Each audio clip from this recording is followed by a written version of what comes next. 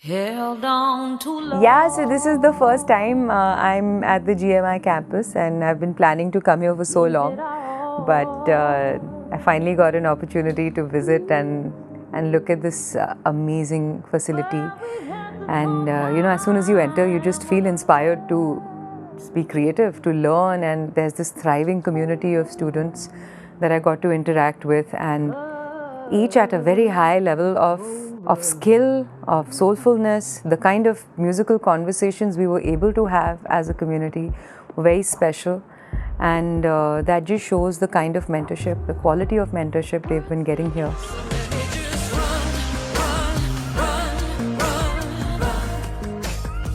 We need to balance our devotion to our craft with what we do outside, and a space like this is really helping students manage both aspects.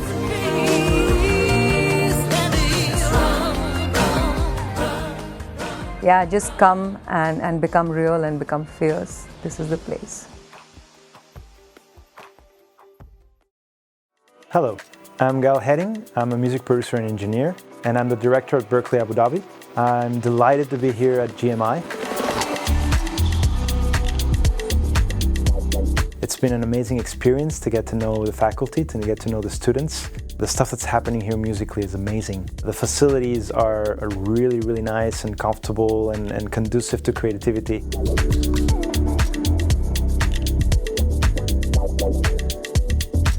One of the things that was really, really exciting to do today at my time at GMI was hearing students' works and their productions and their songs.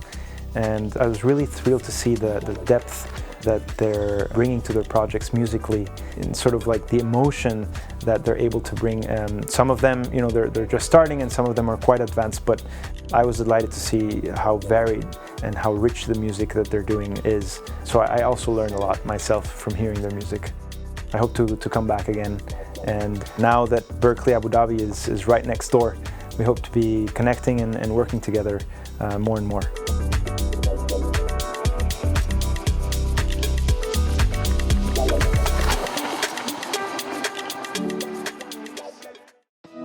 Hi, I'm Ritnika Nain. I am the country head of CD Baby in India, and I'm also the owner of Music Gets Me High. It's been great, actually seeing the new campus after all this time, courtesy of the pandemic. But I'm really happy to see what GMI has done here, and it is absolutely lovely. I think in order to succeed in music, you need to have a good foundation. And it is really important to have good instructors and good teachers who can guide you through the process. It's really refreshing to see what GMI is doing here. I love the campus, and they have great people teaching, people with a lot of experience. And I do believe that they're one of the few institutions, along with a couple others in the country, that are really helping shape the Indian music industry.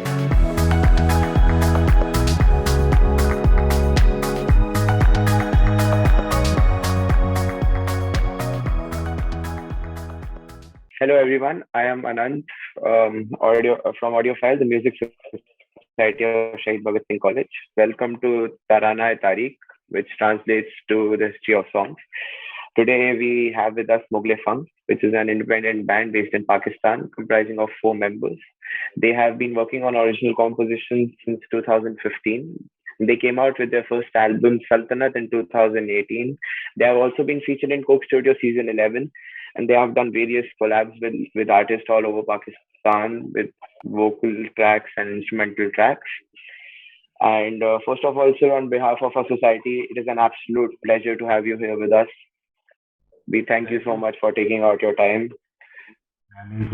Thank you so much. We're happy to be here, to be a part of it. Waiting for my band members. They're invisible right now.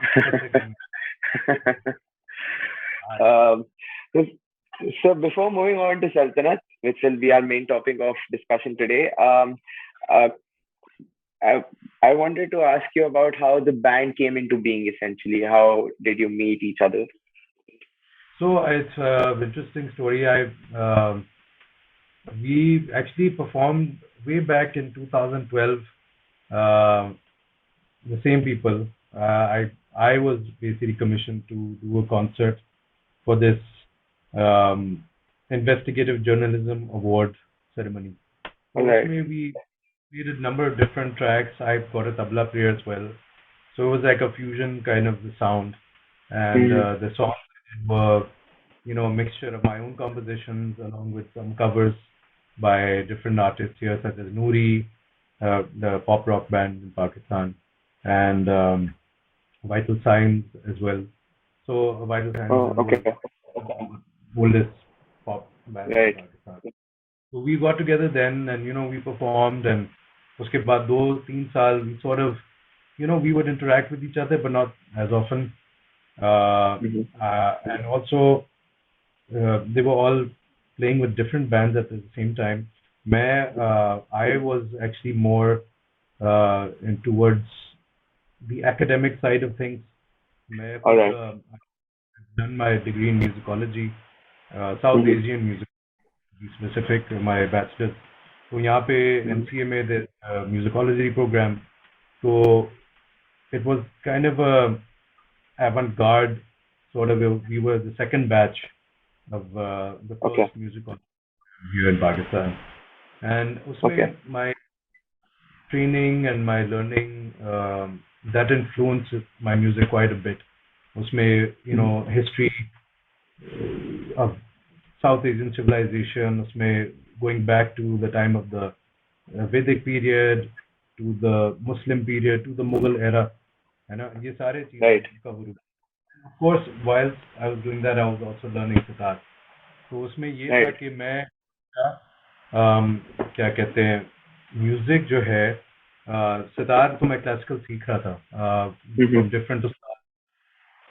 मुझे क्या कहते हैं, यहाँ पे अशरफ शरीफ खान साहब थे, a very well known maestro of the sitar. I got to learn from him, but also my nana, who has this institute here called Sanjay Nagar Institute of Philosophy and Arts. वहाँ पे I used to spend most of my time there, and वहाँ पे you would see it was basically a recording studio / institute for learning about philosophy, about recording, about studio sort of recording practices, about musicology, how to create your own knowledge base of South Asian music, uski ek understanding in a more holistic manner. Philosophy bhi aa gaya, history bhi aa gaya, and all these different things. So it was kind of fascinating that way. Usme I got to learn a lot about our own culture. Subcontinent का जो culture था, उसकी history है. And what fascinated me most was the Mughal era. And I think alongside with me, Kami also loved, I think he read a bit about that. He knew we are surrounded by Mughal architecture and Mughal motifs and Mughal concepts here in Lahore as well. So, and the music, of course, is so embedded in that period of time. और मेरे दिमाग में जो सबसे the thing that resonated with me most was the story of Akbar and Tansen, जो मैं हमेशा मेरे दिमाग में होता है whenever I music, कि यार उनका इतना एक गहरा रिश्ता था, और क्या एक बंदा position of power में, he is the ruler of the, है ना, right continent, and he had such a profound relationship with music, and his Tansen was considered like his confidant, his friend, his teacher. So I was just so that really fascinated me, and I was like, हाँ यार ये, और उस time पे तानसेन के जो compositions हैं, उनके जो राग, जैसे मियाँ दरबारी हो गया, मियाँ की तोड़ी हो गया, all these मियाँ की Malhar, those are some of my favorite compositions. So I think उससे फिर एक वो inspiration निकली. And all of us in the band, we sort of shared that same interest, that same क्या कहते हैं, passion for trying to create composition based on that time. Recreate that. Reinterpret that composition. Yeah. Okay, moving ahead, sir. I was really fascinated by the name Mughal-E-Funk when I heard it for the first time. It was just something that I wanted to hear more, like more of it. Like what songs do they create, and that's something that got into my head. But how did you come up with the name Mughal-E-Funk? वो end में आया तो to be honest, like we try to come up with so many names, पता नहीं क्या दरबार and you know पता नहीं क्या like Shukti or Tarab and all these different Right. names, but nothing really sort of gelled. And then we thought, कि, oh, let's try Mughal-E-Funk. एक हमने पता नहीं किस तरह हमने निकाल दिया कि हाँ Yeah. मुगल दौर भी म्यूजिक थोड़ा मॉडर्न भी है. It's got a bit of a electro funk vibe to it. Yeah. So you might as well just mix those two together, and I guess that worked out. Yeah. Yeah. So now moving on to Sultanate, Sorry, yeah, and the also we first had album. मैं कह रहा था I'm we had sorry. Yeah. Suleman Khilji के नाम से who signed enough to make these caricatures and these designs for us. उसमें Oh, okay. एक कोई मुगल बादशाह, लेकिन वो Yeah. जो है, I don't know if you've seen it. It's on a No, I have seen it on Spotify, sir. I have. yeah. So that sort of fit in really well with the name as well. Yeah, it actually it's beautiful, sir. Yeah, so moving on to Sultanate now, sir. I wanted to know, sir, how did the concept come up? It is because it's a very unique concept.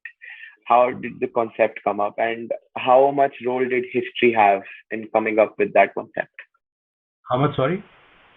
How much role did history of the Mughal Empire have in coming up with that concept? It had a major role because we named the compositions after different Mughal emperors. ठीक है ना? Yeah.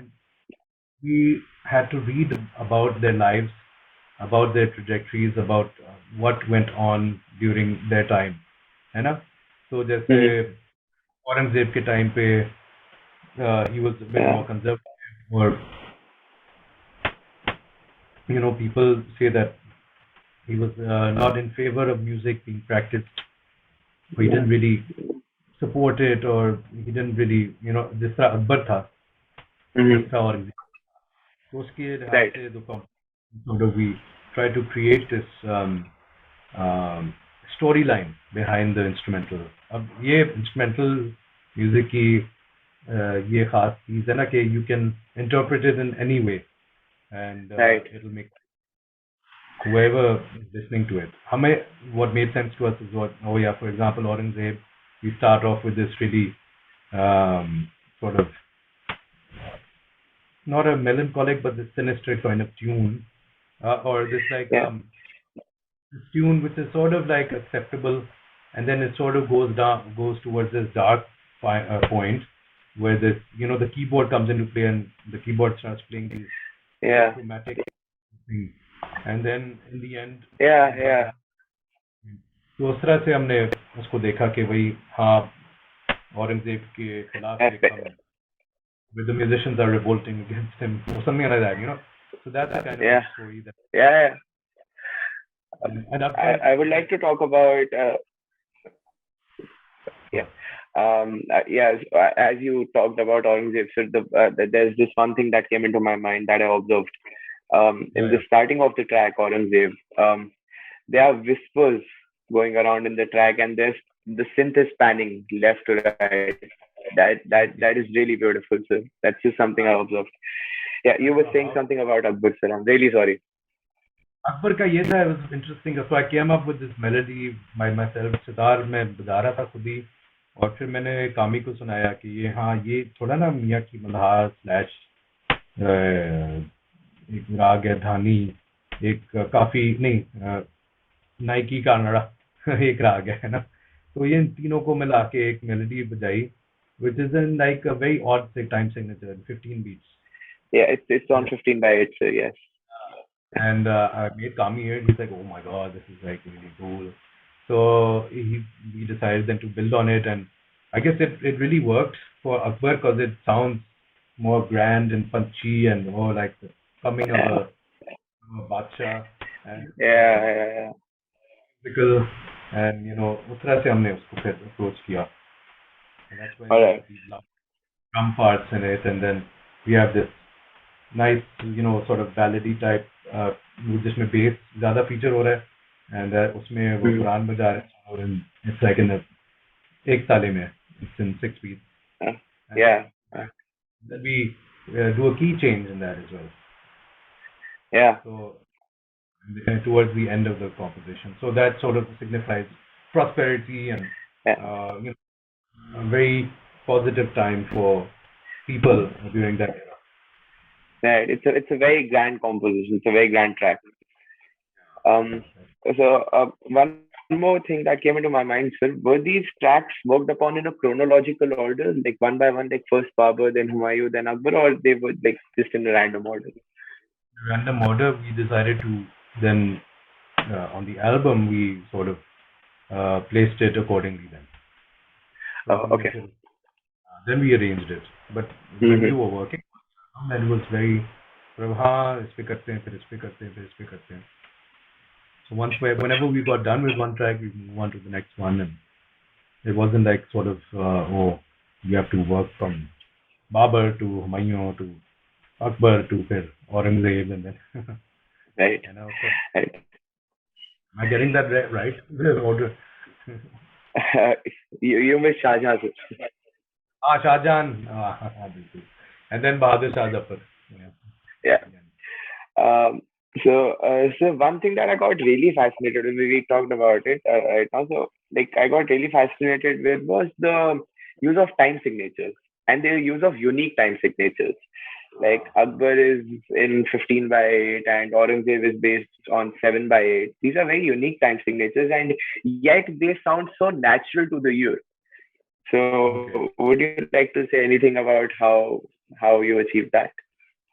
I mean, Kami jo hai na, he likes to challenge, give us a challenge. So वो बड़े odd time signatures पे उसको भी मजा आता है करने का. Yeah.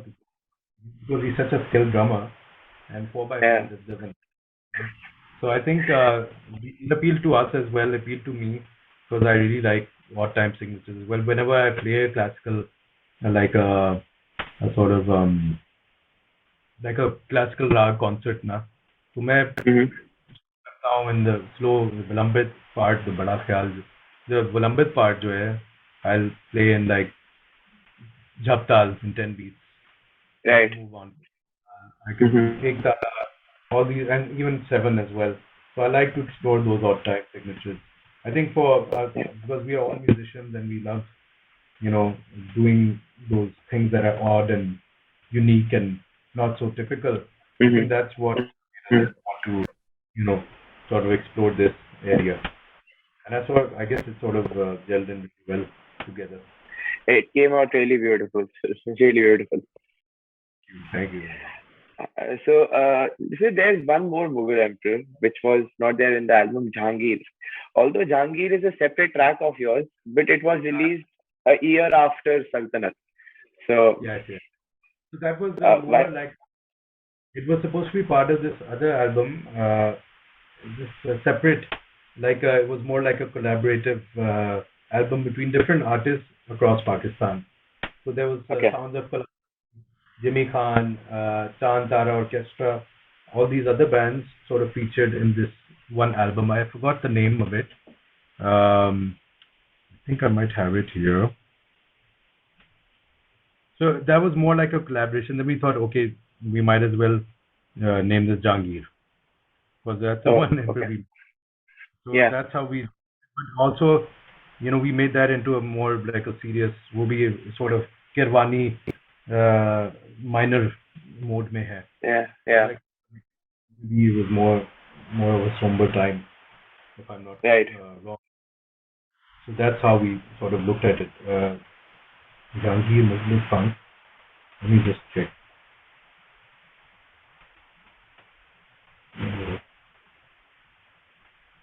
I forgot the name of the thing it was called. Yeah, so basically that was more like a collaborative piece. Okay. album. Yeah. All right. All right. Also, sir, in Shahjahan, I noticed one thing, sir. Tabla and sarangi have been used in Shahjahan, and classical instruments were used. And personally, for me, sir, I thought that they gave the track a bit of romanticism. They did. Shah Jahan being Shah Jahan, the Taj Mahal, and Yeah, exactly. बल्कि मैं it, when I used to perform it, when I perform it, I always say that, oh, this is some track that I made when I was going through some sort of, romantic turmoil. oh, okay, Well with that, है ना? absolutely. So, but how did you reach that decision, sir? I mean, because the other tracks do not have that particular kind of an arrangement. It's a very different thing. Well, I guess we wanted that tabla and the sarangi thing in it, just to, I think it created, it gave that vibe कि yeah, एक महल की feeling आ रही है. And Shah Yeah, Jahan is, very closely tied to that sort of क्या कहते हैं that vibe, you know? right, um, right.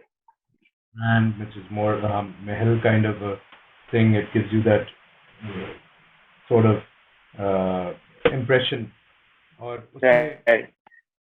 our local instruments became more important, became more necessary. And I think that sort of connected well when we added the tabla and the sarangi. Okay, वो दो Yeah. tablas हैं जो है which have been constant sort of presence, Mm-hmm. which has presence in our music. Right. Right. Um. So sir, I was watching this video of behind the scenes of Aurangzeb that featured in Coke Studio, season 11. And I heard Rufus sir talking about the dual nature, about how he takes harmonies on synth to describe the dual nature of Aurangzeb. And I also noticed that kind of a thing in Akbar, because Akbar was the kind of emperor who had many twists and turns in his life. He started out as a ruler who was very power hungry, but then as he grew, he turned into a ruler who loved his people, who wanted to work for his people.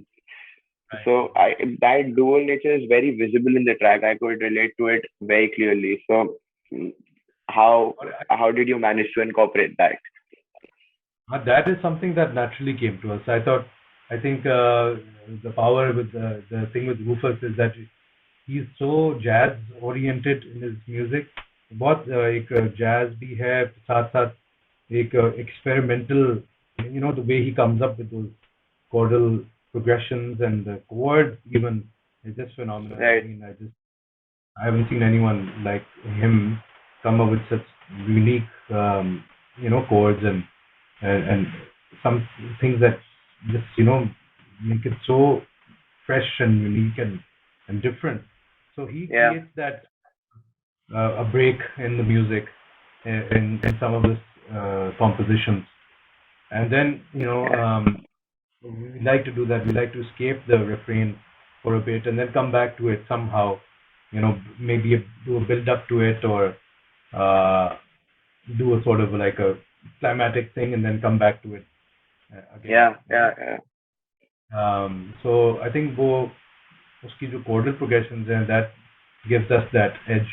We can sort of explore, Yeah. outside whatever started and then come back to it again. So वही duality Yeah. जो है वो करना Right. वो Right. Right. really like that. When Kami loves it, I think that's something that we sort of identify our music with now. Okay.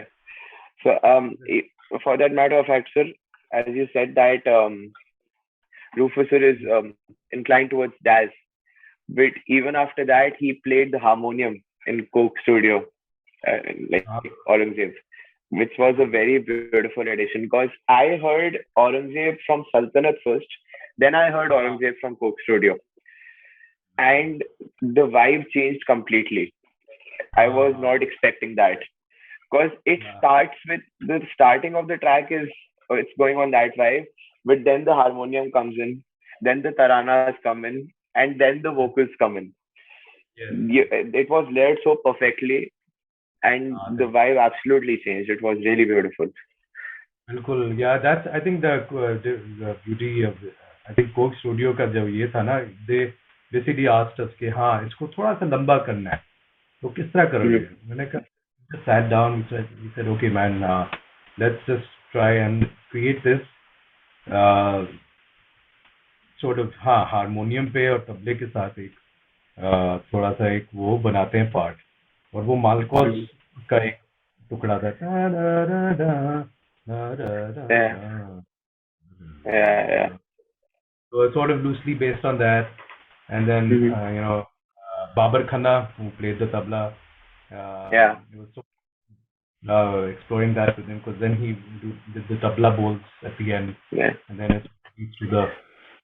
So, उसमें ये था कि it was a perfectly, it sort of fit into that concept perfectly of where, people, the rebels are sort of, the musicians are sort of waking up during that that harmonium period. They're sort of like, okay, aista aista, and then dhintana, so they sort of, they're out now. The track explodes, yeah. And they go and go against the whole regime of Aurangzeb in that time. It was actually, it was really good. So the last track of the album is Bahadur Shah Zafar. One thing that came into my mind after I heard that track was that there were two Bahadur Shah Zafars in the Mughal dynasty. There was one Bahadur Shah Zafar was the direct successor of Aurangzeb and the last emperor, Bahadur Shah Zafar. So, the last emperor we're looking at. Oh, it's the last emperor. Okay. Okay. Bahadur Shah Zafar the second. You should have named it second, right? Yeah.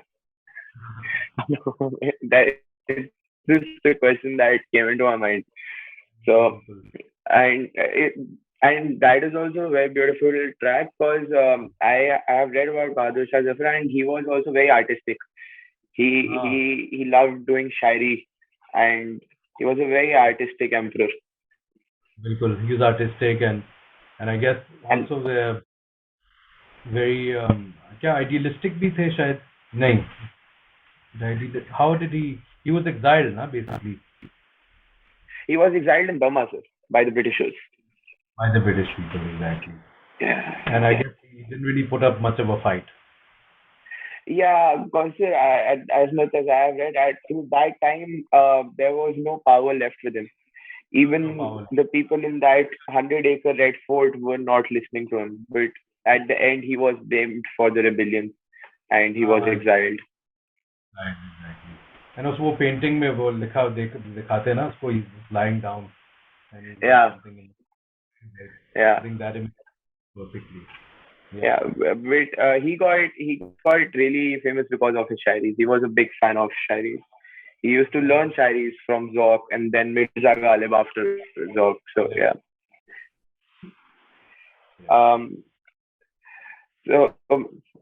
So my last question is that about the future, as you talked about your second album, you're mixing it, and can we see a similar kind of a concept album in the future?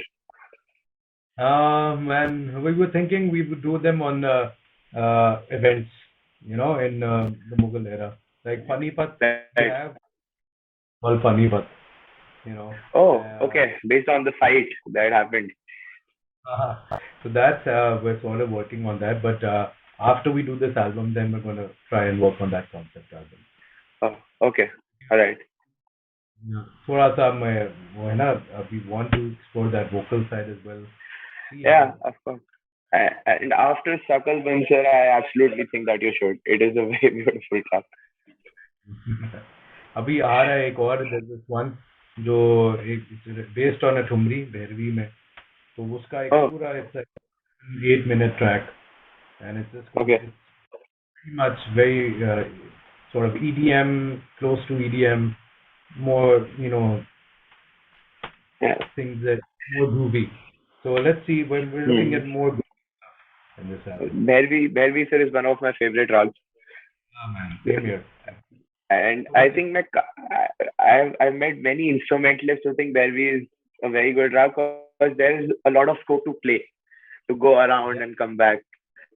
Exactly ना वो 12 सुर सारे लगते हैं and there's just so सारे many लगते हैं ways go into different rag and come back, but you still stay within that rag somehow. You still stay right. within that. Yeah. But there's so many versions of it, so much. Sorry, sir, your voice got cut. I'm sorry. I think there's so many versions of it. There's so much to explore in that rag.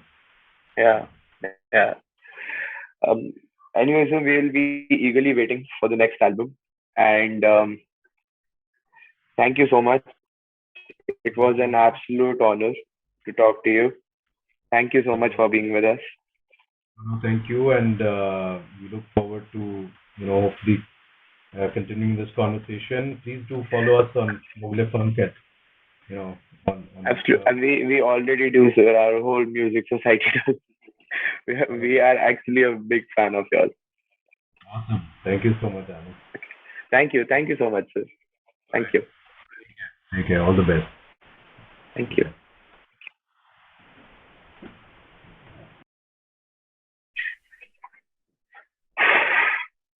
हो गया सही से